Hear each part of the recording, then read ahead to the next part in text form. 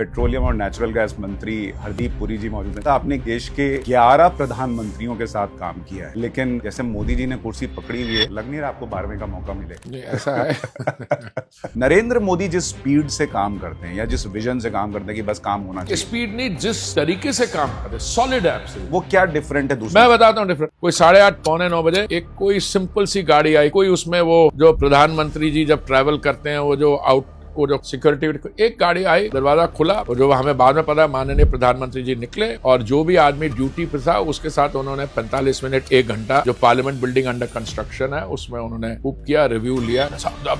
मैंने यार कुछ नहीं करना, तेरे को नहीं आया ना फोन, अपने घर में बैठो आराम से। अगले दिन सुबह मैं सैर कर रहा था, पीएसओ जो है हमारा एक होता है हमारे घर में, वो भागा आया कि पीएम साहब बात करना चाहेंगे। तो लक्ष्मी ने मेरे को कहा, लगता है डांट पड़ने वाली है। 2 तारीख को मैं उनको मिलने गया, बोले very gracious, very quiet, absolutely focus, अच्छा कल सुबह आ जाइएगा। I didn't know, I nearly fell off the chair.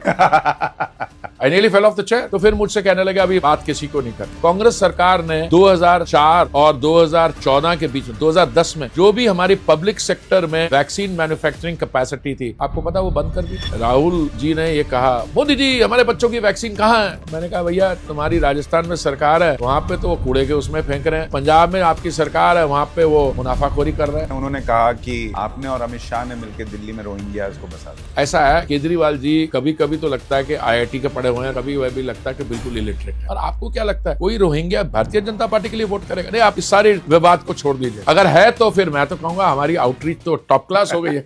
लेकिन दिल्ली में आपको लग रहा है केजरीवाल इस बार हारे? बीजेपी जीतेगी इस बार, पर उनका वो 2100 वाला बहुत चल रहा है। नहीं, 21 वाला बड़ा कमाल की चीज है। देखिए, आप कहते हैं फ्री भी सब करते हैं, अरे भाई हम सरकार में हैं। आप ये कह रहे हैं कि उन्होंने इंपोर्ट करके नेता लिए, हमने भी लिए, आपने भी लिए, लेकिन आपने बताइए हमने अपने वैल्यू सिस्टम पर कैलाश गहलोत को ले लिया था, जिस आदमी को कहा गया कि इतना करप्ट आदमी है। नहीं, देखिए, आप मंदिर जाते हैं, आप प्रार्थना करते हैं, कहा जी मैं आज से सुधरूंगा, आएगा हमारे साथ बैठ के गड़बड़ करेगा, बाहर जाएगा। शशि थरूर ने कहा कि भाई एक उनका पुराना ट्वीट 2009 का कि जॉर्ज सोरोस मेरा बड़ा अच्छा दोस्त है। उन्होंने पता नहीं क्या कहा। फिर बार उसके बाद मैं एक ही बार मिला, वो पुरी जी के घर में मिला, तो उन्होंने उस समय कहा कि ये जॉर्ज सोरोस को भी बुला लें। तो मैंने पूछा भाई मैं जॉर्ज सोरोस को तो जानता नहीं हूँ, पर आप कहते हो मैं बुला ले, तो मैंने बुला लिया। ये तो गलत बात है। उन्होंने आरोप सोशल मीडिया पे लगाया और पर्सनल मैसेज भेज के कह रहे हैं कि रफा दफा करो। पर्सनल मैंने क्या करूंगा, अगर ज्यादा मेरे को ज्यादा उन्होंने ऐसे किया तो मैं पर्सनल मैसेज भी किसी दिन रिलीज कर दूंगा।